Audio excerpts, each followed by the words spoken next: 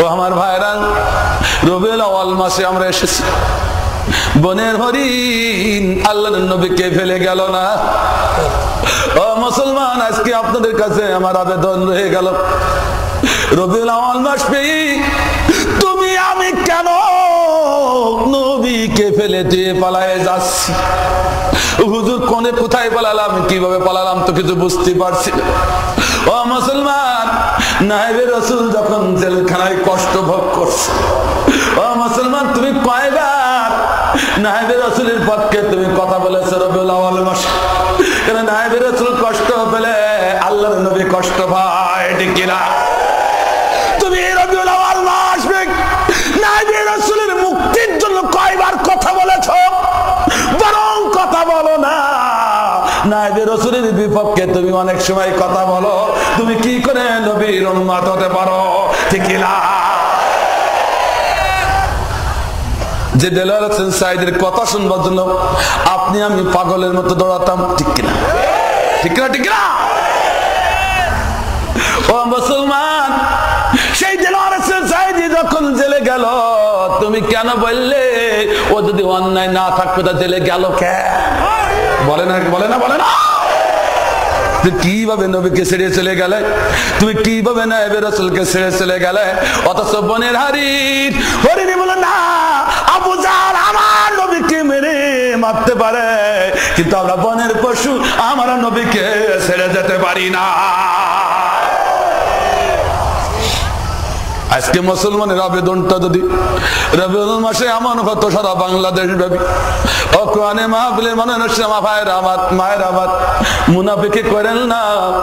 রবিউল আউয়ালে একটা কথা বলে যায়, আল্লাহ নবীরে ছেড়ে চলে যায় না।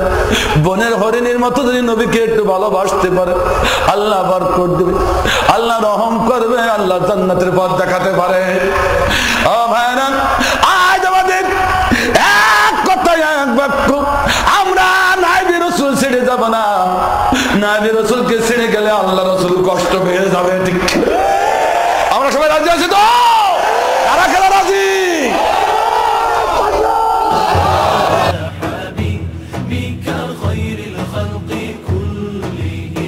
মুহাম্মাদুন সাইয়্যিদুল কাউনাইনি ওয়া মোহাম্মত জিকির দে লা ইলাহা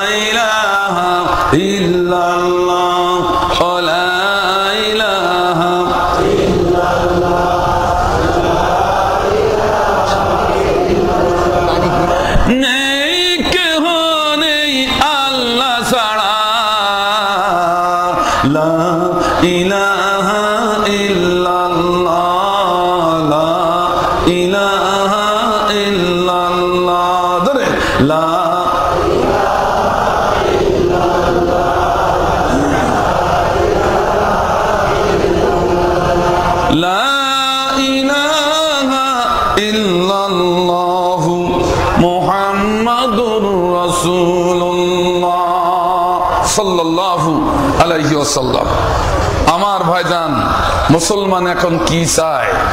আমরা হুজুরে একেবারে পাগল না, ইনশাল্লাহ তাই দেব কোরআন থেকে, ঠিক কিনা? তো দেখবেন আপনার ডাইনে বামে থেকে কে ওঠে, যেটা উঠবে বুঝতে হবে ওর কপালে ঝাঁটা লেগেছে, ও আর বেশি সময় থাকতে পারবে। আমার ভাইজান, আজকে আমরা একমত হতে চাই, আমরা কোনো জিনিসে আর ভেজাল রাখতে চাই না। তেলে ভেজাল, খাবারে ভেজাল, কারেন্টে ভেজাল, ঠিক কিনা? ঠিক কিনা? কিন্তু মুমিনে আর ভেজাল রাখতে চায় না।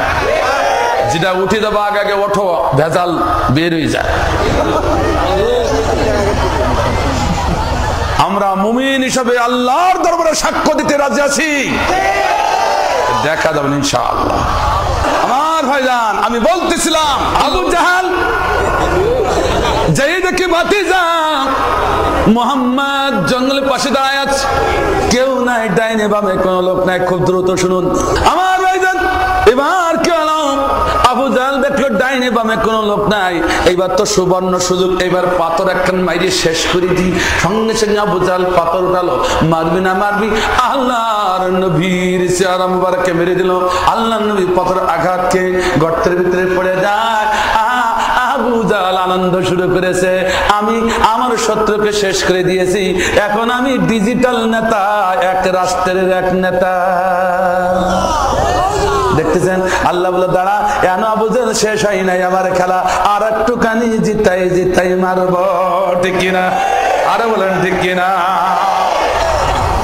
আমার ভাইজান এবার কি হলো, আহা আবু জাহেল চলে আসলো। অপরদিকে আমির হামজা রাসূলের আরেক চাচা ঘোড়া ছুটাইছেন শিকার ধরার জন্য। ঘোড়া ছুটাইতে ওই গর্তের পাড়ে যখন যায়, আহা ঘোড়া তো চাবুক, মানে ঘোড়ার সম্মুখে যায় না আবার চাবুক দেয়, ঘোড়ার সম্মুখে যায় না আবার চাবুক দিল। আমির হামজা ঘোড়ার সম্মুখে যায় না, সঙ্গে সঙ্গে আমির হামজা নেমে যায়। আমির হামজা নেমে যে ঘোড়ার পিছনে এত জোরে একটি চাবুক মারল, ঘোড়ার দুটি পা উপরের দিকে দিয়ে চোখের পানি ছেড়ে দিল। আমির হামজা জ্যোতির্বিদ ছিলেন। আমির হামজা বলে, ও ঘোড়া, কোনদিন আমার অবদ্ধ হস নাই, আজকে এত মারলাম তুই যাস না। তারপরে শেষ বাড়িটি যখন দিলাম, তোর চোখে যখন পানি এসে গেল, যা যা তোর ক্ষমা করলাম, আর মারবো না। কিন্তু আমি যে লক্ষ্য উদ্দেশ্যে এসেছি, আমি জঙ্গলে শিকার ধরবো, আমি পায়ে হেঁটে যাই শিকার ধরবো। আমার ভাইজান আমির হামজা পায়ে হেঁটে জঙ্গলে ঢুকে পড়লেন। ঢুকি পড়ে সম্মুখে তাকায় দেখে, তাকায় দেখে একটা মা হরিণী আহা দাঁড়িয়ে আছে। সঙ্গে সঙ্গে তীর ধনুক দিয়ে এবার রেডি করলেন, অ্যাটেম্প করলেন, যে না তীর ধনুক নিরীক করে ধরলেন। সঙ্গে সে বনের হরিণ দাঁড়িয়ে যায়, একটা ডাইনও যায় না, বামও যায় না। আমির হামজা চিন্তা করলেন ব্যাপারটা কি, আমি যতবার তীর ধনুক লক্ষ্য করেছি আহা শিকার ধরার জন্য, ততবার হরিণী গুলো পালাবার চেষ্টা করেছে, কিন্তু আজকে আশ্চর্য, এত তীর ধনুক তাদের দিকে ধরলাম আহা তাকে মারবার জন্য, কিন্তু জঙ্গলে হরিণ পালায় না, ও মারা না, ও জীবিত। আমির হামজা ওইভাবে খেয়াল করে দেখলেন, না ওর বুকটা ধরপড় করছে, ওর কান দুটো তখন নড়ছে, আহা ও সব দিনে ঝর্ণার মতো পানি ধরে, মুক্তার মতো পানি ধরে। আমির হামজা বললো, তাই তো এই হরিণী তো মারা না, জীবিত হরিণী, কেন হরিণী পালাই না, হরিণীর চোখে কেন পানি? আমার আমির হামজা তীর ধনুক অ্যাটেম্প করে বাচ্চার দিকে, হরিণীর দিকে এগোতে থাকে। আমির হামজা যত এগোয় তত মা হরিণীর চোখ দিয়ে অঝরে পানি ঝরে। আমির হামজা তাকায় দেখে শুধু মা হরিণী না, মা হরিণীর ডাইনে বামে অনেক হরিণীর বাচ্চা আছে, তারাও চোখের পানি ছেড়ে কাঁদে। হঠাৎ করে আমির হামজার পিঠের পরে পানির ফোঁটা পড়ে, উপর দিকে তাকাতেই দেখি গাছের শাকে পাখিগুলো নীরবে চোখের পানি ছেড়ে দিয়ে কাঁদে।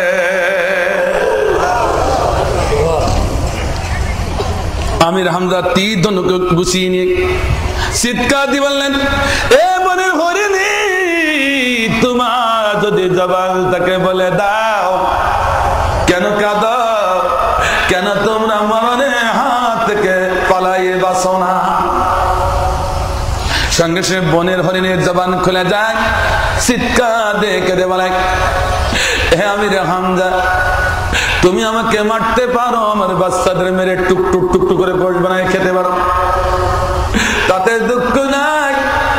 আমরা কোনদিন বনের হরিণ আমাদের নবীকে ছেড়ে জঙ্গল থেকে পালাতে পারি না।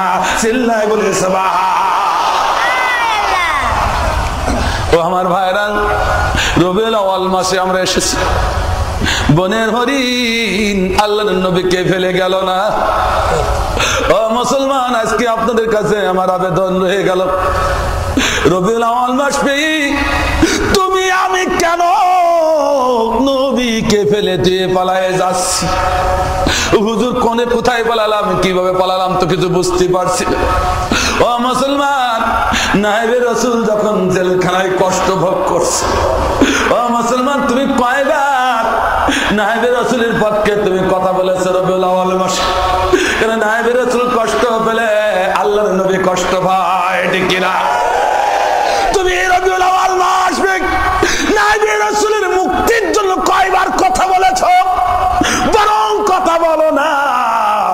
নাইবে রাসূলের বিপক্ষে তুমি অনেক সময় কথা বলো, তুমি কি করে নবীর উম্মত হতে পারো? ঠিক না? যে দেলোয়ার হোসেন সাইদের কথা শুনবার জন্য আপনি আমি পাগলের মতো দৌড়াতাম, ঠিক কিনা? ঠিক না? ঠিক না? ও মুসলমান, সেই দেলোয়ার হোসেন সাইদি যখন জেলে গেল, তুমি কেন বললে ও যদি অন্যায় না থাকতো তা জেলে গেল কেন? বলে না, বলে না, বলে না। তুমি কিভাবে নবীকে ছেড়ে চলে গেলে? তুমি কিভাবে নায়েবে রাসূলকে ছেড়ে চলে গেলে? অথচ বনের হরিণী বলে না, আবু জাহল আমার নবীকে মেরে মারতে পারে, কিন্তু আমরা বনের পশু আমার নবীকে ছেড়ে যেতে পারি না। আজকে মুসলমানের আবেদনটা যদি রবিউল মাসে এমন হতো সারা বাংলাদেশ ব্যাপী, ও কোরআনে মাহফিলের মনোনয়ন ভাইয়েরা আমার, মায়ের আমার, মুনাফিকি করেন না। রবিউল আউয়ালে একটা কথা বলে যায়, আল্লাহ নবীরে ছেড়ে চলে যায় না। বনের হরিণীর মতো যদি নবীকে একটু ভালোবাসতে পারে, আল্লাহ বরকত দেবে, আল্লাহ রহম করবে, আল্লাহ জান্নাতের পথ দেখাতে পারে। ও ভাইরা, আজ আমাদের এক কথায় এক বাক্য, আমরা নাইবে রাসূল ছেড়ে যাব না। নাইবে রাসূলকে ছেড়ে গেলে আল্লাহ রাসূল কষ্ট পেয়ে যাবে, ঠিক? আমরা সবাই রাজি আছি তো? কারা কারা রাজি?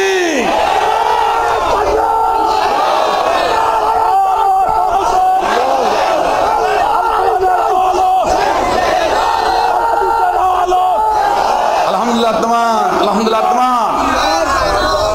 বিশ্বের মানুষ তোমরা দেখো, গোয়েন্দা ভাইরা দেখো, প্রশাসনিক ভাইরা দেখো, তোমরা যাকে দোষী করে জেলখানায় ঢুকাইছো, আজ রবিউল মাসে আমরা শপথবাণী উচ্চারণ করেছি, আমাদের নবীকে আমরা কষ্ট দিতে পারি না। নায়েবে রাসূলকে কষ্ট দেওয়া মানে আল্লাহর নবীকে কষ্ট দেওয়া। যতক্ষণ পর্যন্ত নায়েবে রাসূলকে উদ্ধার না করতে পারবো, ততক্ষণ পর্যন্ত উম্মতে মুহাম্মদের আন্দোলন চলবে, চলবে, কেউ ঠেকাতে পারবে না।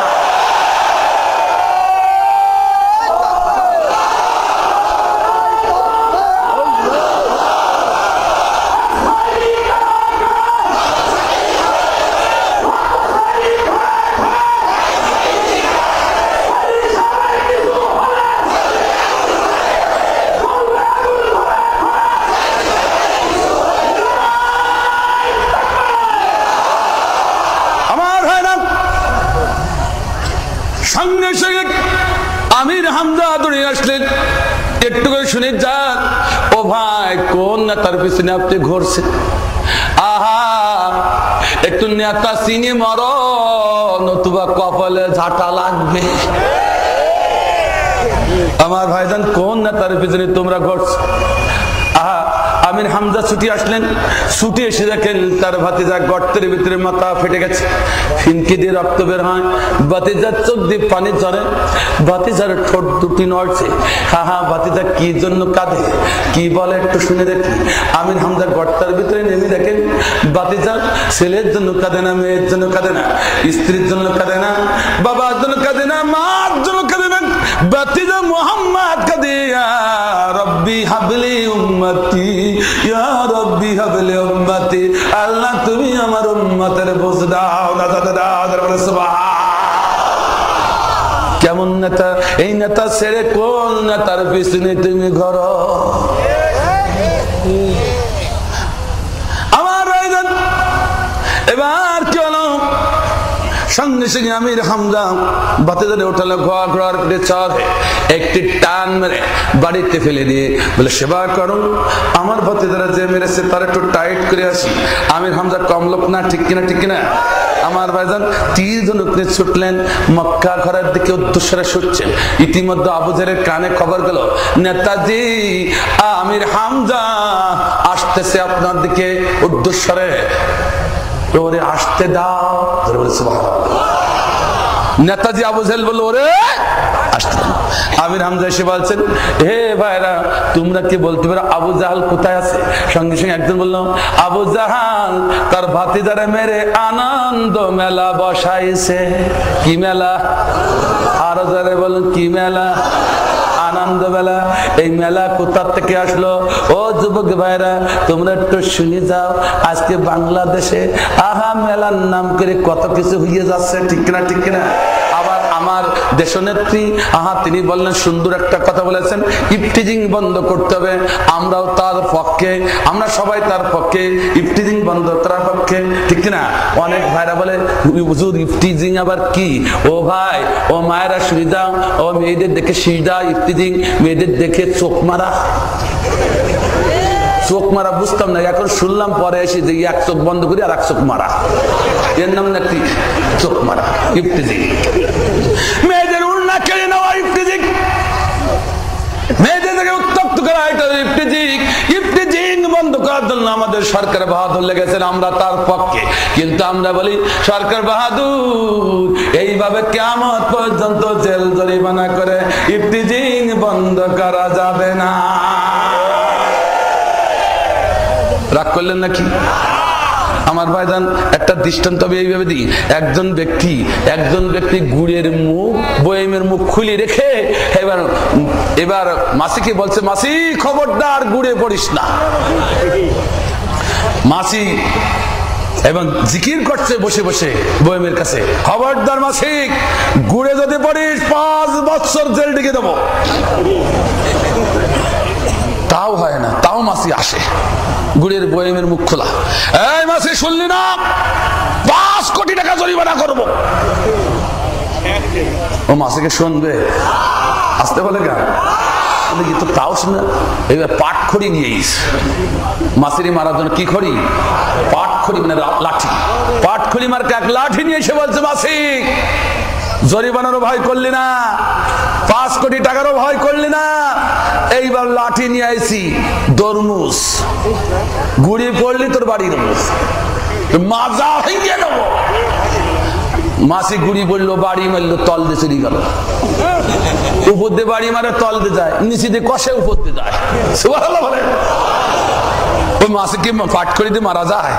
এটা ধরে ভালো। ও যত জিকির করে, যত জরিমানা ডাকে, যত জেল ডাকে, তত বো বো করে বলে, আয় কারা আসবি, আয় গুড়ের মুখে বয়েম খোলা পাইছি। ঠিক না? ঠিক না? ঠিক না? আমার দেশের অবস্থা হয়েছে তাই। আমার দেশের পর্দা প্রথা শিথিল করে দিয়ে, অর্থাৎ গুড়ের বয়েমের মুখ খোলা রেখে আমার দেশের সরকার বাহাদুর ইফটিজিং বন্ধ করতে চায়। তাই তো এত জেল ডাকছে, এত জরিমানা ডাকছে, আর ইফটিজিং তত বেশি হচ্ছে, ইয়াসিনও তত বেশি পড়ছে, ঠিক না? আমরা বলেছি পর্দা প্রথা শিথিল করে দিয়ে কখনো ইফটিজিং বন্ধ হবে না। কথা বুঝেছেন কিনা? বলে হুজুর পর্দা প্রথা আবার শিথিল করলো কি করে? শিথিল করেছে কি করে শুনে যান। ও আমার শাশুড়ি আম্মা, ও আমার শ্বশুর আব্বা 5 ওয়াক্ত নামাজ তো আমরা পড়ি যাচ্ছি কায়দা মতো, একেবারে মসজিদে একেবারে হুজরা খেলায় জিকির চালাচ্ছি কায়দা মতো। শ্বশুর আব্বা এক বাকেট চিন্তা করেছেন, শাশুড়ি আম্মা আপনার যে লেটেস্ট পুত্রবধূ, জেনারেল শিক্ষা শিক্ষিত লেটেস্ট পুত্রবধূ, উনি যাচ্ছেন বৈশাখী মেলায়। বৈশাখী মেলায় 10 হাত শাড়ি পেঁচাইতে পেঁচাইতে প্রায় 1.5 হাত। এদিকে হয় কিনা তা জানেন না। ওই পুত্রবধূকে যদি, ও শ্বশুর আব্বা শাশুড়ি আম্মা যদি বলো, ও পুত্রবধূ এইভাবে যাওয়া যাবে না, বোরকা পরিয়ে যেতে হবে, শুধু এই কথাটুকু বলেছো শ্বশুর আব্বা শাশুড়ি আম্মা, ওই পুত্রবধূ যদি এক্ষুনি থানায় কেস করে, পুলিশ পরের দিন এসে আপনার হাতে হ্যান্ডকাপ দিয়ে হাজতে ঢুকবে। তাহলে পর্দা প্রথাকে থাকলো না শিথিল হলো? আরো জোরে বলে শিথিল হলো কিনা? পর্দা প্রথা শিথিল করে দিয়ে ইফটিজিং বন্ধ করা যায়। ইফটিজিং বন্ধ করতে হলে আল্লাহর হুকুম পর্দা প্রথা ফরজ করে দিতে হবে। ঠিক আছে? কথা বুঝতে পারছেন কিনা? ব্যস্ত হয়ে পড়েছেন ভাই আমার ভাইরা। আমি বলতেছিলাম, কি বলছিলাম, খেলা আছে কিসে? আমির হামজা, এই তো ভালো খেলা আছে আমার ভাইজান। আমির হামজা দ্রুত চলল, যেই ডাকে যুবক যুবতী জুলাই জুলাই, কথা বললেন না, আনন্দ মেলা বসাইছে। আমার ভাইজান, আমার দেশে দেখি, আহা ও মুসলমান একটুখানি খেয়াল করে দেখবেন, অনেক সময় আমরা দেখতে পেয়েছি যখন ইসলামের পক্ষের মানুষগুলোরে তারা একটু মারতে পারে, দুর্বল করতে পারে, তখনই তারা আনন্দ মেলা বসায়, ঠিক না?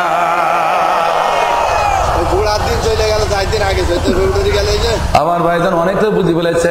চট্টগ্রামে, আহা চট্টগ্রামে কোরআনে মাহফিল বন্ধ হয়ে গেল। ও ভাইজান, কোরআনের মাহফিল আমরা মুসলমানদের পক্ষে থাকা দরকার কিনা? কিন্তু আমার বাংলা পার্লামেন্টে, বাংলাদেশের পার্লামেন্টে কোন নেতা কি বলেছে, স্পিকার সাহেব কোরআনে মাহফিলটা বন্ধ হয়ে গেছে, ওপেন করে দাও? কেউ কি বলিস? কিন্তু একটা জিনিস বলেছে, আমি নিজে শুনেছি, বাংলাদেশের একজন পার্লামেন্টারি সদস্য পার্লামেন্টে দাঁড়িয়ে এ বাংলাদেশের কলঙ্ক, তিনি বললেন, স্পিকার সাহেব আমাদের গ্রামে গঞ্জে প্রতিটা প্রতিষ্ঠানে আমাদের নৃত্য করতে দেওয়া হোক, ডান্স করতে দেওয়া হোক, মেলা করতে দেওয়া হোক। নাউজুবিল্লাহ বলে আমার ভাইজান। এবার কি হলো, আমির হামজা দেখে যে দুই পাশে লোক দাঁড়ায় গেছে, আমারে রাজপাত করে দিয়েছে। আমির হামজা বলল, ব্যাপারটা কি? আমারে বাধা না দে, এরা আমার যাওয়ার জন্য ব্যবস্থা করে দিচ্ছে, ব্যাপার কি?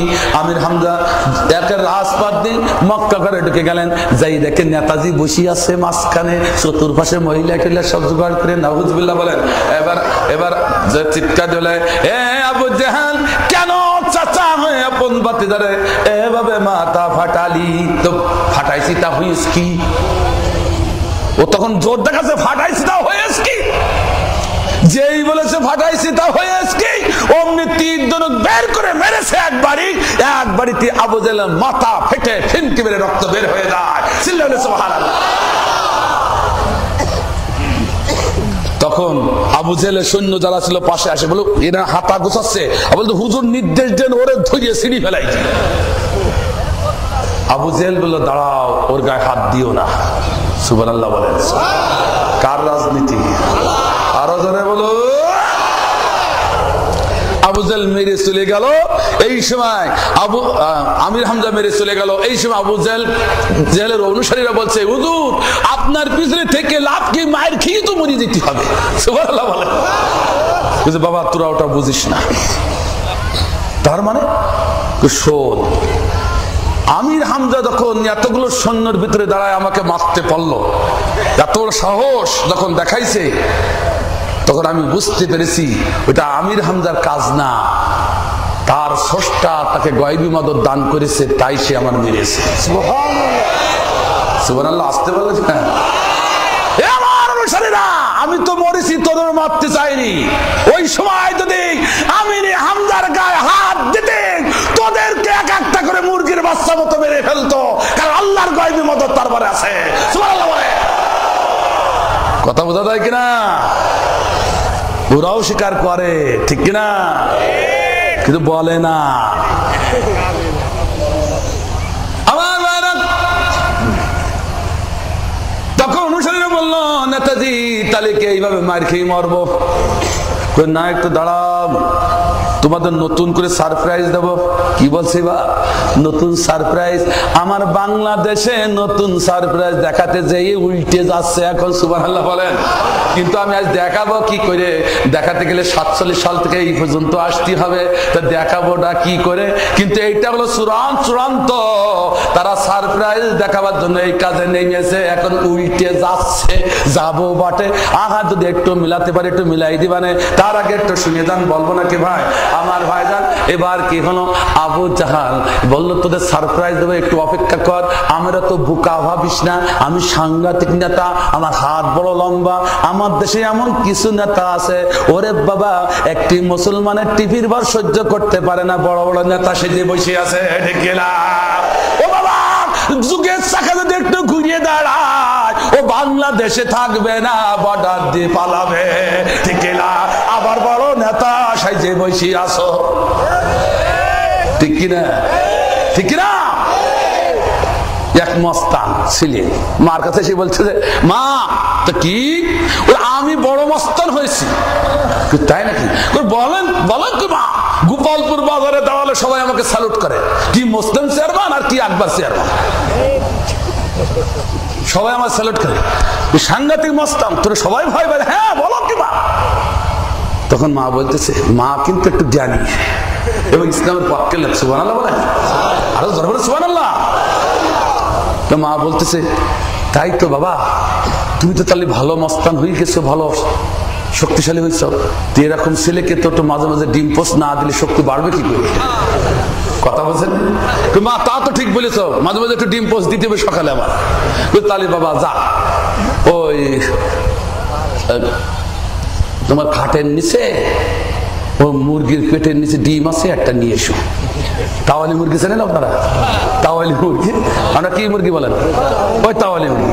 ওই তাওয়ালি মুরগির পেটে ডিম আছে, একটা নিয়ে এসো। বাবা তোমার একটা ডিম পোস্ট করে দিই, প্রতিদিন একটা করে ডিম না দিলে তুমি শক্তি পাবা কোথায়? কথা শুনিয়ে এবার গেছে, যে তাওয়ালি মুরগির পেটের ভিতরে যেই হাত ঢুকেছে বের কর কর কর কর, যেই ঠেলি উঠেছে, ওরে মা গো কিসি গো মরিসি, ওখান থেকে বারান্দাতে উঠানে মুরগিও সেখানে এসে কষা শুরু করেছে। মা ধরে এসে বলে, কি হলো বাবা? ও মা, মুরগি ডিম তো আমার দূরের কথা, মুরগির ঠেলায় আমি ভয়তে বলাইছি। ও বাবা, তুমি নাই বড় মস্তান হয়েছে, মুরগির করকরিটা সহ্য করতে পারো না, আর মুসলমানের সাথে মস্তানি, ঠিক না?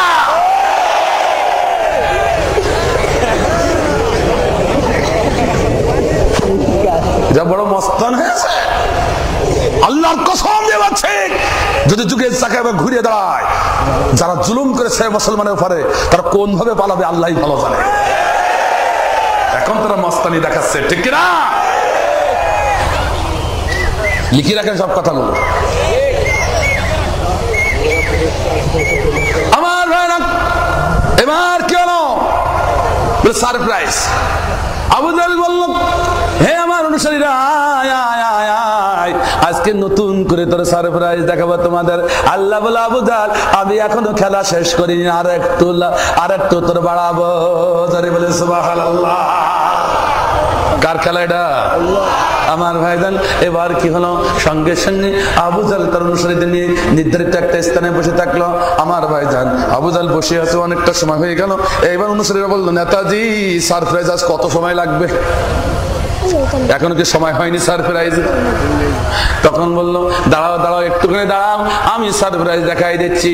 হ্যাঁ, তখন আবু জাহেল দেখলো, তাই তো, ব্যাপারটা কি? অর্থাৎ আবু জাহেল ইতিপূর্বে গোপনে একটা মৃত্যুকূপ তৈরি করেছে, এবার সিরাজ দৃশ্যকোষের ভিতরে এসেছে, মৃত্যুকূপ তৈরি করেছে, বাতিজা মুহাম্মদকে কূপে ফেলে মারবে।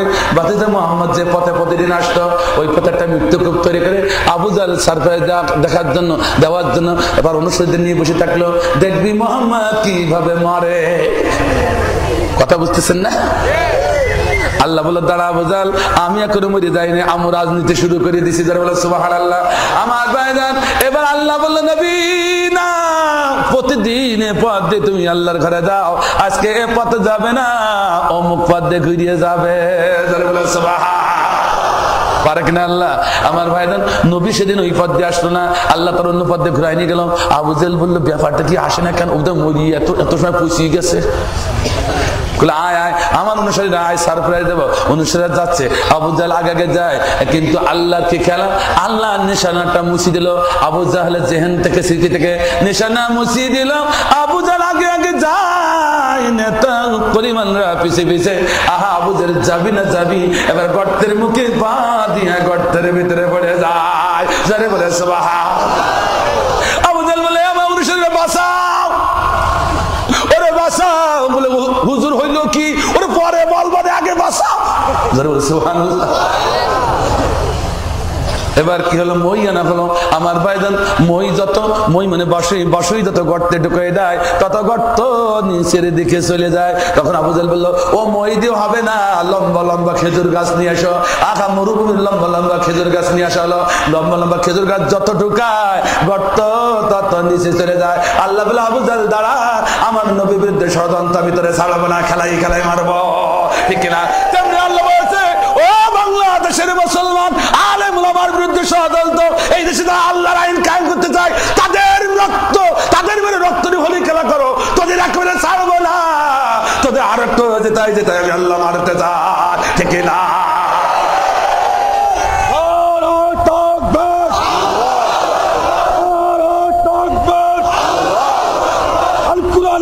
আলো, আল হাদিসের আলো, ইসলামের শত্রু, ইসলামের দুশমন।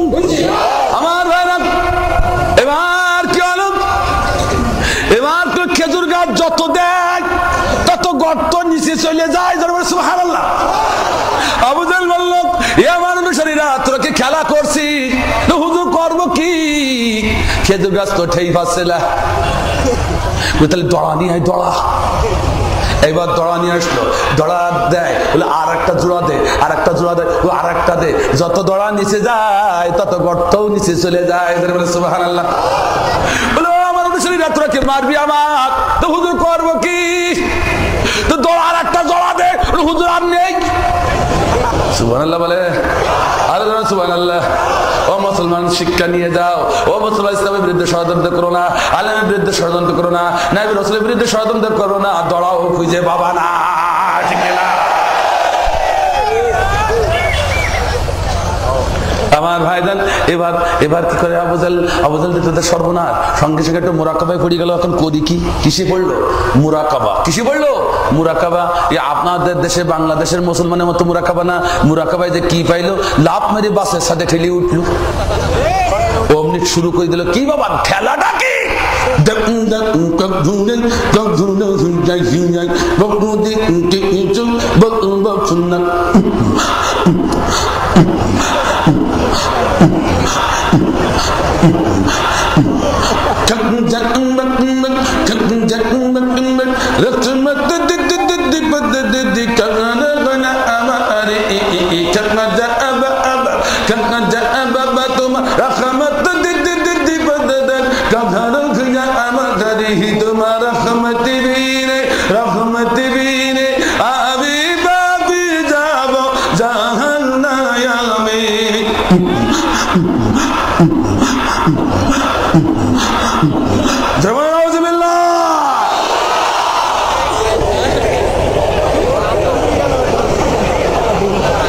জিকিরের ঠেলা কি রে?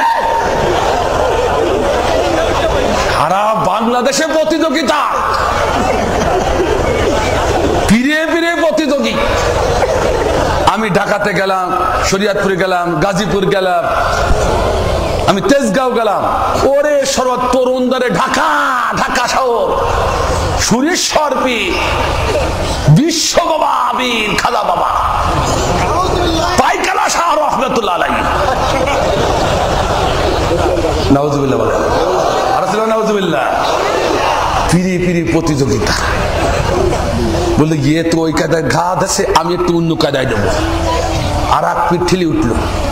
সে পীর ঠেলে উঠে, সে পীর সমস্ত মানুষদের নিয়ে সকালে উঠে মুরিদদের নিয়ে হাফসে দহম সবক বাতাচ্ছেন। কিভাবে? এভাবে শোনো।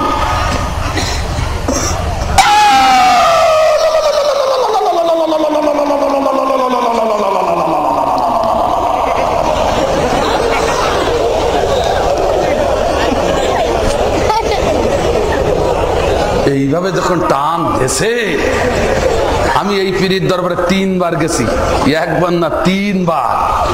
টান দিলাম, ঠেলি উঠি, বলছি হুজুর হুলু দেখছে। আমার পাশে ছিল এমন হুজুর, এরকম দাড়ি পাকা। কি বললে? হুজুর হুলু দেখছে। ওকে হুলু দেখছে? আমি বললাম বলছি, ছোট মানুষ তখন আলিমি করে। আমি তখন বলে, হুজুর কি করছে? হুজুর একদমই 100 বার আল্লাহ বললো। আমি বললাম, হুজুর তা তো আমি জানি না, আমাদের এদিকে হিন্দুরা সকালে একটু হুলু দেয়, আমি তাই বলি। আচ্ছা, একদমই 100 বার বলুক আর 1 লক্ষ বার বলুক, সেখানে আমার কথা নেই, কথা আর এক জায়গায়। এই টান যখন দিল হাফসে দাম, আমি একটা কথাও মিথ্যা বলছি না। এই জমিনে যারা গেছে তারা অবশ্যই সাক্ষী, হয়তো এখনো কথা বলবে না তারা। আমার ভাইজান, এই টান যখন দেশে ডাইনে বামে সম্মুখে মানুষের ভিড় থেকে মানুষ বিশাল চিৎকার,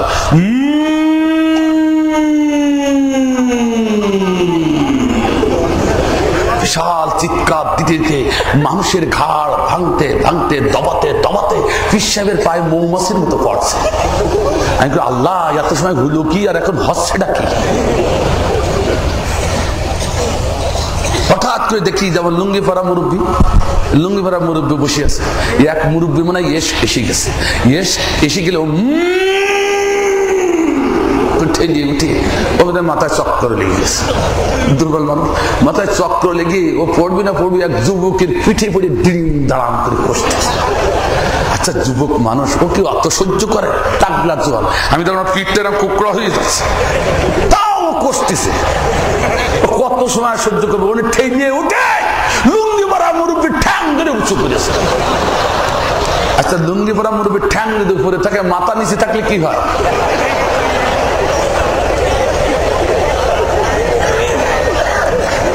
আমি বললাম, ও হুজুর এ কি হচ্ছে? চুপ চুপ, ওটা হচ্ছে মারে হচ্ছে। আল্লাহ ন্যাংটাই গেছে, আমাদের মারা।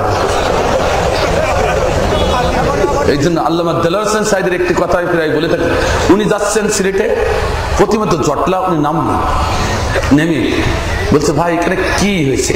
হুজুর পীর সাহেব কিবলা এসেছেন। ওই যে, আরে ভাই আপনি তাকে ইন্ডিকেট করে দেখাচ্ছেন, সে তো একটা ন্যাংটা মানুষ। হ্যাঁ হুজুর, ন্যাংটা পীর। পীর সাহেব হুজুর আবার ন্যাংটা? বলছে হুজুর ন্যাংটা তাই কি, ওর ভিতরে জিনিস আছে। তা আল্লামা দেলোয়ার হোসেন সাইদি আক্ষেপ করে বললেন, জিনিস যাস তা তো দেখা যাচ্ছে। ও মুসলমান, এ জাতির কপালে ঝাঁটা লেগেছে কি করে দেখে? এগুলো সব আছে ইহুদি খ্রিস্টানের ষড়যন্ত্র। মুসলমানদেরকে বিভিন্ন ফেরকায় বিভক্ত করে রাখবে যত করে আল্লাহর আইনে জমিনে কায়েম না হয়। কথা বুঝলেন কিনা? বিশ্বাস করুন, হাতে গুনে দেখুন, এই মানুষগুলো কোরআনের পক্ষে কোনদিন রায় দেয় না। এই পিড়ি যখন প্রতিযোগিতা চলছে, তখন আর এক পিঠেলি উঠল, সে আছে দেওয়ানবাগী। দেখলো আমি সবার উপরে উঠার দরকার। উনি বললেন ওনার কিতাবে যে আমি আল্লাহর সাথে 36 বার সহবাস করেছি। নাউযুবিল্লাহ বললেন না? আবার কিছু মুসলমান তাদের পক্ষে সাপোর্টেই দাঁড়ায়, ঠিক কিনা? তাও তাগসের মানুষ। আমার ভাইজান, তাদের মুরাকাবায় পেলে এই এর আবু জেহেল মুরাকাবায় পড়েছে, খেয়াল আছে তো? মুরাকাবায় পড়ে আবু জেহেল চিন্তা করলো বাসে কি করে, মাথা উঠায়া দেখে মাথার উপরে দড়া নাচানাচি করছে। আবু জেহেল চিন্তা করলো এই তো সুবর্ণ, মাত্র 1 হাত বা 4 ইঞ্চি মাথার উপরে দড়া, আমি লাফ মারে দড়াটা ধরবা, টেনে উঠব।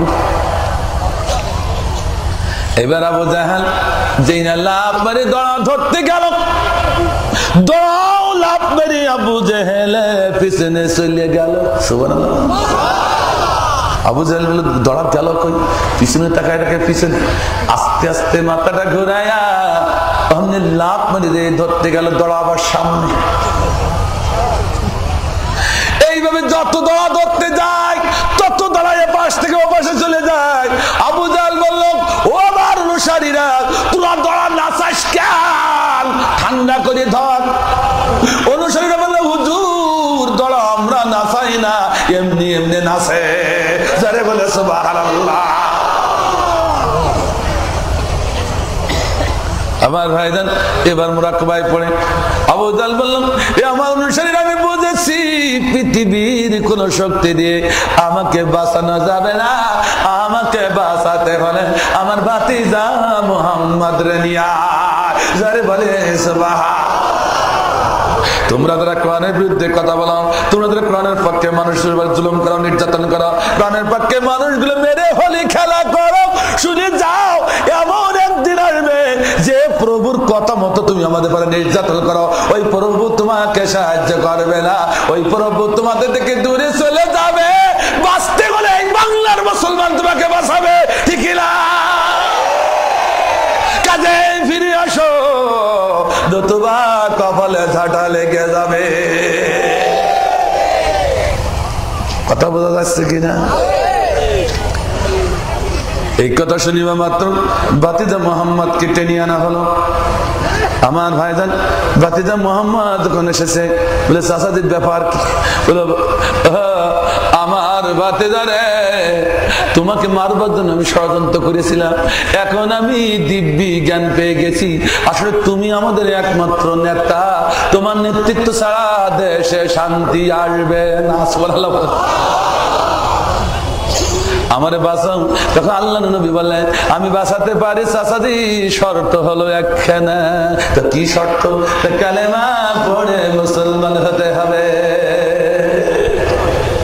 ঠিক কিনা? বলো ভাতিজা, বলিস কি?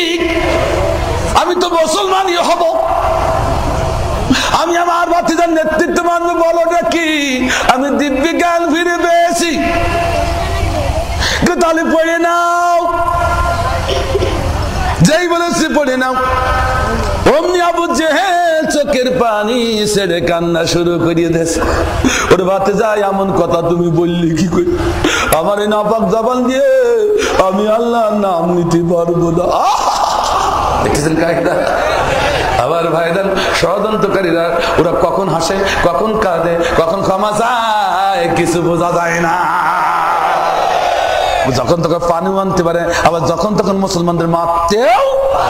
কথা ঠিক না? ঠিক না? ঠিক না? দেখতেছেন কায়দা কি? একটু রাগ করতেছেন নাকি ভাই? আমার ভাইজান এই দেশে, আমার ভাইজান এত বড় বড় কষ্ট লাগে। এই দেশে একজন মুসলমান আমার বুকে লাথি মারলেও একটু কষ্ট কম হতো, আর কষ্ট হতো বটে কম হতো, কিন্তু এই দেশে যে মানুষগুলো আমাদের বুকের পরে জামাই আদরে থাকে, সেই মানুষগুলো আমাদের কষ্ট দেয়, আমরা মুসলমান সহ্য করি কি করে। কিন্তু মুসলমান আপনি জানেন না, এই দেশে সুরেন্দ্র সেনগুপ্ত উনি বললেন, এই দেশে যারা কোরআনের আইন কায়েম করতে চায় ওরা হলো ধর্ম ব্যবসায়ী, আর কোরআনের আইন ওই এখন চলে না, ও হচ্ছে বর্বর আইন। নাউজুবিল্লাহ বলে। আমার ভাইজান, কোরআন কি আপনাকে বর্বর আইন বলতে চান? আরো জোরে বলুন, আরো জোরে বলুন।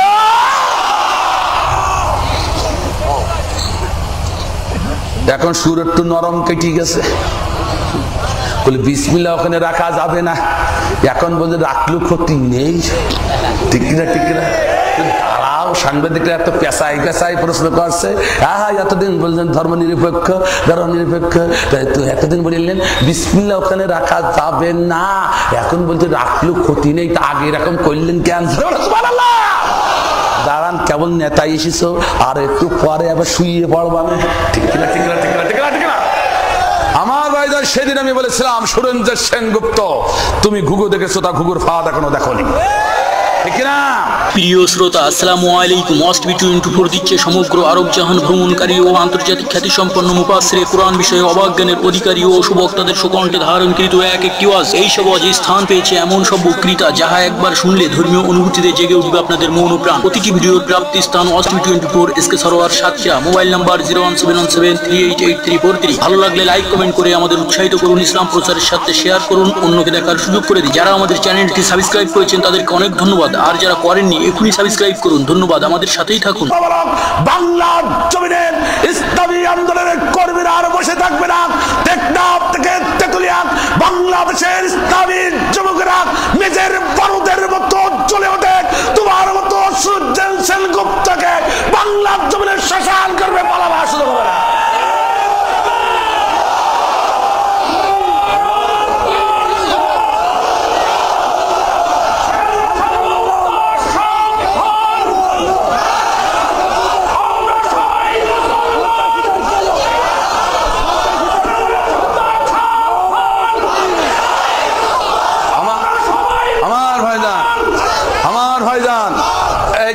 কারো কারো একটু রাগ হতে পারে, সুরেন্দ্র সেনগুপ্ত নাম কেন বললাম, কিন্তু তাদের একটু সংশোধন করে দিয়ে যায়, ঠিক কিনা? ও ভাই, আপনার ভিতরে সামান্য যদি মুসলমানের রক্ত থাকে তা আপনি রাগ করতে পারবেন না এরপরে যে ঘটনাটা বলছি সেই ঘটনাটা শুনে। কিন্তু মুসলমানের রক্ত যদি না থাকে, অন্য কোন রক্ত যদি থাকে মুগিরার মতো, তো আপনি কখনো আমার কথা মানবেন না, ঠিক না? একটুখানি বলি দেবো নাকি ভাই? ও ভাই মুসলমান, আপনি আঘাত দিচ্ছি না, কথাটা শুনুন। আমি বাবরি মসজিদ ভাঙ্গার পরে এই ভারতে গেলাম মাহফিল করতে। একবার যেই আর যাইনি, বেকায়দা খুব। কারণ ভারতের বুকে দিয়ে আমি যেভাবে কেন আসসালাছে ওখানে সেই আমি কোন জায়গায় মাপ নেই আমার। অনেক কথা সঠিকভাবে তো কারো আঘাত দিয়ে নয়, কাঁচা কাটার ঘা দিয়ে আমি ঘা করতে চাই না, খুচারি ঘা করতে চাই না, মানুষকে বোঝাবার জন্য কথা বলি, ঠিক না? তা আল্লাহ যে ফোর্সে বলেছে মাঝে মাঝে সেই ফোর্স বলি, এতে রাগ করেন না, ঠিক না? ঠিক না আমার ভাইজান? একটু শুনে যান মুসলমান। সুরঞ্জিত সেনগুপ্তর কথা বললেন, যাদের একটু কলিজায় আগুন লাগলো, রাগ হলো, তারা একটু শুনে যান। অনুরোধ করছি, মুসলমানের রক্ত যদি আপনার গায়ে থাকে কোনোদিন রাগ করতে পারবেন না। সুরঞ্জিত সেন হলো কুয়োর ব্যাংক, আর ওর বাবার বাবা হলো শিব শক্তি। ভারতের 63 কোটি মানুষের দেবতা ছিল শিব শক্তি, ঠিক কিনা? ঠিক কিনা? তানাকে বলা হলো কোরআনের ভুল ধরার জন্য। তিনি এক নাই দুই নাই 7 বছর ধরে 70 বার চেষ্টা করেছেন। 70 বারের শেষের বার চেষ্টা করতে যেই বললেন, হে ভারতবর্ষের ভাইরা, এই বিশ্বের মানুষরা, আমি কোরআনের ভুল ধরতে চাইছিলাম, এখন দেখি আমার ভুল কোরআনের কাছে ধরা পড়িয়ে গেছে। শিব শক্তি এখন ডক্টর ইসলামুল হক সুবহানাল্লাহ মুসলমান হয়ে গেছে। কোথায় শিব শক্তি আর কোথায় সুরেন্দ্র সেনগুপ্ত? বিশ্বাস করুন, শিব শক্তির পায়ে ধুলার সমতুল্য না সুরেন্দ্র সেনগুপ্ত। এত বড় পণ্ডিত, এত বড় পণ্ডিত, ভারতবর্ষের 63 কোটি মানুষের দেবতা, সে কোরআনের ভুল ধরতে পারলো না। আর তুমি সুরেন্দ্র সেনগুপ্ত কুয়োর ব্যাং হয়ে বললে কি করে কোরআনের আইন বরবারাই? আর এই কথা বললি রাগ হলো আপনার? ও ভাই একটু শুনে যান ভাই আমার। আমি বাবরি মসজিদের কথা ভারতের মুখে যখন উত্থাপন করলাম, বাবরি মসজিদ ভাঙ্গা 2 বছর পরে ভারতে গেলাম। ওখানে মুবাসসির নাম করে একজন ভালো আলেম ছিলেন। আমার আলোচনা শোনার পর তিনি আমার কক্ষে এসে আমার হাত দুটো জড়িয়ে ধরলেন। চোখের পানি, মুরব্বী মানুষ, চোখের পানি ছেড়ে দিলেন, আমি সহ্য করতে পারলাম না, আমার চোখে পানি ঝরতে লাগলো। উনি কেঁদে বললেন, তুই ভাই ভারতের উগ্র হিন্দুদের চিত্র একটু আমার বাংলাদেশি মুসলমানদের কানে শোনায়া দিও। আমরা হিন্দুদের ভালোবাসি, কিন্তু হিন্দুরা আমাদের ভালোবাসে না। এক নমুনা দিয়ে যাবো নাকি আমার ভাইজান? উনি বললেন, দ্রুত শুনুন, উনি বললেন, আমি সেদিন বাবরি মসজিদ এলাকা থেকে আসছিলাম, হঠাৎ করে আমার কানে আওয়াজ গেল, জয় মাতারাম, জয় মাতারাম। এই আওয়াজ শুনে আমি বুঝতে পারলাম উগ্র হিন্দুরা ভারতের বাবরি মসজিদ ভাঙবার জন্য আসছে। আমি এই অবস্থা থেকে আমি দেখলাম, আমি তো জুব্বা পরা মানুষ, মাথায় টুপি, আমার দেখলে ওরা মেরে ফেলবে। আমি উপায়ন্তর না পায়া একটি মুসলিম পরিবারে ঢুকে পড়লাম। মুসলিম পরিবারে ঢুকে দেখি ওই পরিবারে কোনো পুরুষ নাই, একজন মহিলা দুখানা হাত আল্লাহর দরবারে উঠায়া দেয়, চোখের পানি ছেড়ে কাঁদে। আমি নিরাপদ ডিস্টেন্সে দাঁড়িয়ে থাকলাম। কি জন্য কাঁদে, কেন কাঁদে? ছেলের জন্য না মেয়ের জন্য, না স্ত্রীর জন্য, না স্বামীর জন্য? আহা, আমি খেয়াল করে শুনে, ছেলের জন্য কাঁদে না, স্বামীর জন্য কাঁদে না, মা বাবার জন্য কাঁদে না। ওই মহিলা 2টি হাত আল্লাহর দরবারে উঠাই দেয়, চোখের পানি ছেড়ে দিয়ে কাঁদে, আল্লাহ সেদিন তোমার ঘর বাইতুল্লাহ ভাঙবার জন্য আসছিল আব্রাহা হাত থেকে তুমি যেভাবে তোমার ঘরকে রক্ষা করেছিলে, আজকে উগ্র হিন্দুরা তোমার ঘর বাবরি মসজিদ ভাঙতে আসছে। আল্লাহ ওই হিন্দুদের হাত থেকে ভারতের বাবরি মসজিদকে তুমি মেহেরবানি করে হেফাজত করে দাও। এইভাবে যখন দোয়া করেছিলাম, মুবাসসির আলী ভাই বলেন, আমি আর সহ্য করতে পারলাম না, আমি 2টো হাত উঁচু করে আমি আমিন আমিন করতে লাগলাম, চোখের পানি ছেড়ে দিয়ে মা দোয়া করে আর আমি আমিন আমিন করি। ইত্তবিসারে জয় মাতারাম, জয় মাতারাম স্লোগানের আওয়াজ বেড়ে গেল। আমি দেখলাম ওই মায়ের বুকে একটা মাসুম বাচ্চা, একটা মুসলিম জান্নাতি বাচ্চা, মায়ের বুকে বাচ্চাটা ছিটকে পড়ে রাস্তায় চলে যায়। রাস্তায় চলে যাওয়ার সাথে ওই রাস্তায় দিয়ে দেখে কার হাতে লম্বা লম্বা দাঁত, কার হাতে লম্বা লম্বা সাপল, কার হাতে লম্বা লম্বা জয় মাতারাম করে উগ্র হিন্দুরা এগিয়ে আসছে। উগ্র হিন্দুদের চিৎকার শুনে ওই ছোট মাসুম বাচ্চাটা রাস্তার পরে ভয় পেয়ে যায়, ভয় পেয়ে মা মা মা বলে রাস্তার পরে কেঁদে ওঠে। আহা, এই মা মা আওয়াজ যখন মায়ের কানে চলে যায়, মা মোনাজাত ছেড়ে দিয়ে সঙ্গে সঙ্গে বাচ্চার দিকে দুটি হাত লম্বা করে দিয়ে বললাম, এ বাবা ভয় পাস না, আয় আয় আয়, তোর মা তো এখানে আছে, তোর মায়ের বুকে চলে আয়। আমার ভাইজান এই কথা বললেন, মুবাশশির আলী ভাই বললেন, আমি দেখলাম বাচ্চাটা দ্রুত ভয় পেয়ে মায়ের বুকে ছাপিয়ে পড়বার সময় ছুটে আসছে, আর মা দুটি হাত লম্বা করে দিয়ে দাঁড়িয়ে আছে। ইন দি মিন টাইম দেখলাম দুইজন উগ্র হিন্দু বাড়ির ভিতরে ঢুকে পড়ল, সিলের মতো দৌড়ে যায়। ওই বাচ্চাটি মাসুম জান্নাতি বাচ্চাটি, মুসলিম বাচ্চাটি মায়ের বুকে পড়ানাকে দুপাশ থেকে দুটি হাত তারা ধরে ফেললো। দুটি হাত ধরে কুকুরের মতো টানতে টানতে টানতে টানতে টানতে টানতে রাস্তার উপরে নিয়ে একটি আঘাত দিল। এক আঘাতে আহা, আমার জান্নাতি বাচ্চা মুসলিম বাচ্চা মাসুম বাচ্চা ঢাক করে কেঁদে উঠলো, মা মা মা মা বলে দিনে কেঁদে উঠলো। মা তখন পর্দার কথা বলে দেয়, মা তখন ভয়ের কথা বলে দেয়। ওই মা পর্দা ভয়ের কথা বলে যে মা তখন কি করে, মা তখন কাটা কবুতরের মতো ওই উগ্র হিন্দুদের পায়ে পড়ে যায় আর কেঁদে কেঁদে বলে, হে আমার মায়েরা, মারিস না আমার কলিজা টুকরা সন্তানটারে। বলে সুবহান, একটু মহব্বতে দুরূদ দি আল্লাহুম্মা। এখানে কি হচ্ছে? ওলানা মুহাম্মদ ওয়া আলা আলিহি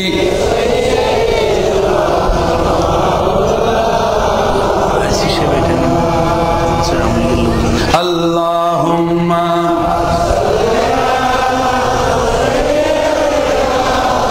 আমার ভাইরা, এবার কি হলো?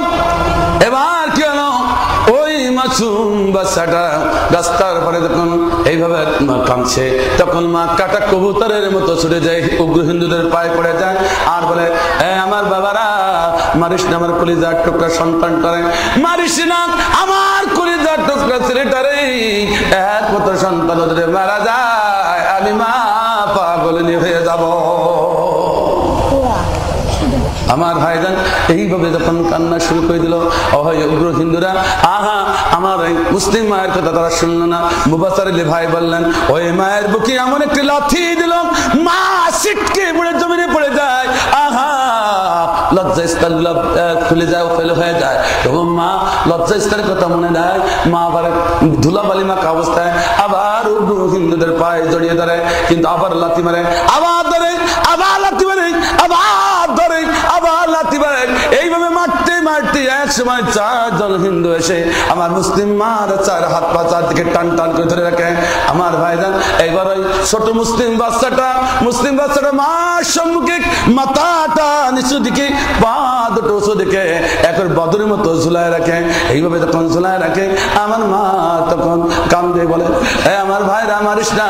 ছোট বাচ্চাটা কেঁদে বলে, ও মা, তুমি কি দেখো না তোমার সন্তান বুঝি মারা যায়? কত নিষ্ঠুর, কত পাষাণ তারা ছিল, এত কাঁদলো, কিন্তু তাদের হৃদয়ে সামান্যতম দয়া আসলো না। মুবাশশির আলী ভাই বললেন, শেষ পর্যন্ত কি হলো? তল্লাবাসীর মাথা ছিঁড়ে যাব, দুদিকে টান দিলে তল্লাবাসটা দ্বিখণ্ড হয়ে যায়। আমার মুসলিম বাচ্চাটা মায়ের সম্মুখে তারা মাথাটা নিচু, পা দুটো পরে দুদিক থেকে এমন ভাবে টান দিল, আমার মুসলিম বাচ্চাটা তল্লাবাসের মতো দ্বিখণ্ড হয়ে শহীদ হয়ে যায়। ইন্না লিল্লাহি ওয়া ইন্না ইলাইহি রাজিউন। আমার ভাইজান, ও মা, সেই মা ভারতের বুকে আজ দুটি হাত আল্লাহর দরবারে তুলে এইভাবে কাঁদছেন। কিভাবে? এই বলে, ও দুনিয়ার মালিক তুমি, ও গো পাল্লেওয়ালা, তোমার পানি তুলে সিহা সহিতে পারি না জ্বালা। ও দুনিয়ার মালিক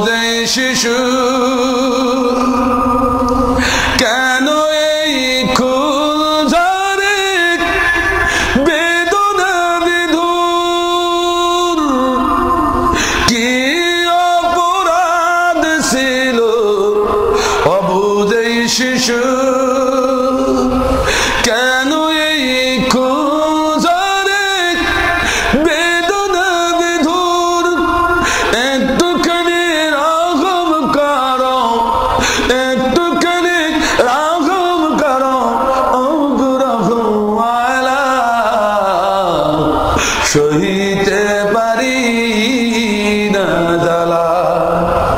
ও দুনিয়ার মালিক তুমি অগোপালওয়ালা, তোমার পানে তুলেছি হাত, সহিতে পারি না জ্বালা, সহিতে পারি না জ্বালা।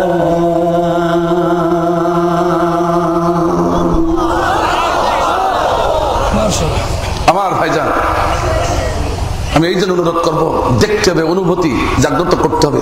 আমরা কিন্তু রসুলের হাদিস সংখ্যাগরিষ্ঠ মুসলমানের দেশে সংখ্যালঘিষ্ঠ কোনো জাতি যদি থাকে আর তাদের উপরে যে জুলুম করা হয়, টর্চারি করা হয়, আমার নবী বলেছেন আমি রসুল সংখ্যাগরিষ্ঠ মুসলমানদের বিপক্ষে তাদের পক্ষে আল্লাহর দরবারে মামলা দায়ের করবো, ঠিক না? এই জন্য সংখ্যাগরিষ্ঠ কোন জাতি, সংখ্যালঘিষ্ঠ কোন জাতি সংখ্যাগরিষ্ঠ মুসলমানের রাষ্ট্রে তারা হলো আমানা, ঠিক না? তারা হাজারো নির্যাতন করতে পারে, কিন্তু আমরা মুসলমান কখনো সংখ্যালঘিষ্ঠ মানুষের উপরে নির্যাতন করতে পারি না। এটা আমার রাসূলের শিক্ষা। কার শিক্ষা? কার শিক্ষা ধরে বলুন? কাজে আমার ভাই হিন্দু ভাইদের বলতে চাই, হিন্দু ভাই আসুন, এদেশে ইসলাম যদি কায়েম হয় সব থেকে নিরাপত্তা পাবে সংখ্যালঘিষ্ঠ মানুষেরা মুসলমানের কাছে, ঠিক না? ধরে বলুন, এটাই হচ্ছে ইসলামের নিয়ম বিধান। আল্লাহ রাব্বুল আলামিন সঠিক বুঝ নেওয়ার তৌফিক দান করেছেন, আমিন। আল্লাহুম্মা আমিন। রব্বানা যালামনা আনফুসানা ওয়া ইল্লাম তাগফির লানা ওয়া তারহামনা লানাকুনান্না মিনাল খাসিরিন। রব্বুল আলামিন গোপালপুর এলাকাবাসী কর্তৃক আয়োজিত আল্লাহ লক্ষ লক্ষ তোমার বান্দা বান্দিনের দীর্ঘ সময় কোরআনে আলোচনা হলো, 5 দিন ব্যাপী কোরআনে মাহফিলের সমাপ্তি দিবস। আল্লাহ তোমার বান্দা বান্দিরা তো আগ্রহ আমি দেখলাম, আমি যদি সারাটি রাত কোরআনে আলোচনা করতাম তোমার বান্দা বান্দি এগুলো কোরআনে মাহফিল ছেড়ে উঠতো না। আল্লাহ কোরআন শোনার তো আগ্রহ তাদের জীবনে, আগ্রহকে পুঁজি করে আমাদের জিন্দেগির জীবনের গুনাহ খাতা তুমি মাফ দিয়ে দাও। রব্বুল আলামিন তোমার কাছে আপনি আল্লাহ তাআলা 5 দিন ব্যাপী তাফসীর কোরআন মাহফিলের সমাপ্তি দিবসে আমার ভাইরা হাত উঠাইছে। আল্লাহ কার কি নেক মাকসাদ আমি জানি না, আল্লাহ সোনা বানা तमाम ব্যবস্থাপনায় যত সব তুমি দান করেছো, সোনার মদিনা নবীজি রওজা মুবারকে হাদিয়া করলাম, তুমি কবুল করে নাও। ও মাবুদ, तमाम পৃথিবীর নিচে যত মুমিন মুমিনা শাহিদ তাদের রূহ আর উপরে বকশিশ করলাম, তুমি কবুল করে নাও। আল্লাহ তোমার কাছে আপনি ও মাওলা মাবুদ মাওলা মেহেরবান খোদা, আমিন আমিন কই দিন। যত আল পরিবার পৃথিবীর বুক থেকে চলে গেছে, তার ভিতরে মা বাবা রয়েছে, আল্লাহ এই সমস্ত মায়েদের জন্য তোমার দরবারে হাত উঠালাম, তাদের কবরে আযাব থাকলে না যাতে ফয়সালা করে দাও। রব্বুল আলামিন মা বাবা যাদের চলে গেছে, কতদিন মাকে মা বলে ডাকতে পারিনি, কতদিন বাবাকে বাবা বলে ডাকতে পারি, জনমের মতো অন্ধকার কবরে তারা শুয়ে গেছে। আল্লাহ আমরা সন্তান নিষ্ঠুর হয়ে গেছে। মা তখন বেঁচে ছিল, মা নিজে না খায় আমারে খাওয়াইছে, বাবা না খাওয়ায় আমারে খাওয়াইছে।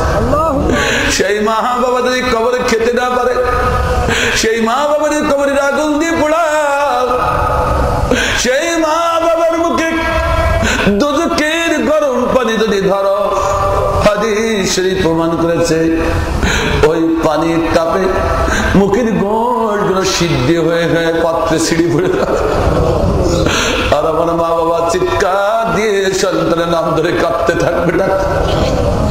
মাবুদ, মা বাবা কবরে বসে ভাবে ডাকবে, কাঁদবে, আমি সন্তান হয়ে মা বাবার কষ্ট সইব কি করে? মাফ দিয়া দাও, মা বাবার কবর গুলোকে জান্নাতের টুকরায় পরিণত করে দাও। রব্বুল আলামিন তোমার কাছে আপনি আমার ভাইরা আমার মায়েরা যে নেক মাকসাদ নিয়ে তোমার দরবারে হাত উঠাইছে, আমার ভাইদের মায়েদের तमाम নেক মাকসাদ তুমি পুরা করে দাও। রব্বুল আলামিন অভাব থাকলে দূর করো, বালা মুসিবত থাকলে দূর করো। মাবুদ তোমার কাছে আপনি মেহেরবান খোদা, আল্লাহ রব বিমার থাকলে শিফা কামেলা করে দাও। রব্বুল আল্লাহ সঠিকভাবে পরীক্ষা দিয়ে সাকসেস হতে পারে তৌফিক দিয়ে দাও রব্বুল আলামিন। তোমার কাছে আপেলে আল্লাহ আমার দেশের অনেক মুসলমান ভাই তারা না বোঝে না, ইহুদি খ্রিস্টানের প্ররোচনায় করে আমার বুক থেকে আমার ভাইদেরকে তারা কেড়ে নিয়ে আমাদের বিরুদ্ধে লাগিয়ে দিয়েছে। ও বাবু, আমার মুসলিম ভাই আমাদের বুকে ফিরাইয়া দাও, সঠিক ইসলাম বুঝবার তৌফিক দিয়ে দাও। ইহুদি খ্রিস্টানের যুদ্ধ থেকে ছিনিয়ে এসে বাংলাদেশে আমরা ঐক্যের প্ল্যাটফর্মে দাঁড়িয়ে ইহুদি খ্রিস্টানের ষড়যন্ত্রের তামাম জাল নস্যাৎ করে আল্লাহ তোমার জমিনে তোমার কোরআনের রাজ কায়েম করতে পারে তৌফিক দিয়ে দাও রব্বুল আলামিন। এই বড় মাহফিল আগামী বছর পাবো কি পাবো না তুমি ভালো জানো আল্লাহ। এই মাহফিল যদি আগামী বছর না পায় আল্লাহ, আজকের এই মাহফিল আমাদের সকলের নাজাতের জরিয়া বানাইয়া দিও আল্লাহ রব্বুল আলামিন। এই মাহফিলের উদ্যোক্তা চেয়ারম্যান সাহেব জনাব আকবর আলী সাহেব, তার নেতৃত্বে আল্লাহ যে সমস্ত ভাইরা কঠিন পরিশ্রম করে এলাকাবাসী গ্রামবাসী আল্লাহ মাহফিল ইন্তজাম করেছে, হাতের তৈবা বাড়িয়ে দাও। আগামী বছর আরো সুন্দর ব্যবস্থাপনা এলাকাবাসীদের নিয়ে এই মাহফিলের ইন্তজাম করতে পারে তৌফিক দিয়ে দাও রব্বুল আলামিন। সর্বোপরি তোমার কাছে আপিলের সমন যখন জারি হয়ে যাবে, আজরাইল যখন মাতার কাছে এসে যাবে, ও মাবুদ, ছেলে কাঁদবে, মেয়ে কাঁদবে, স্ত্রী কাঁদবে, দুঃখ লাই, ওই সময় ইমানের কালেমা তুমি আমাদের সকলের মুখে জারি রেখে মরণটা দিয়া দিও। ربنا افرغ علينا صبرا وثبت اقدامنا وانصرنا على القوم الكافرين اللهم اجعل اخر كلمتنا عند الموت لا اله الا الله محمد رسول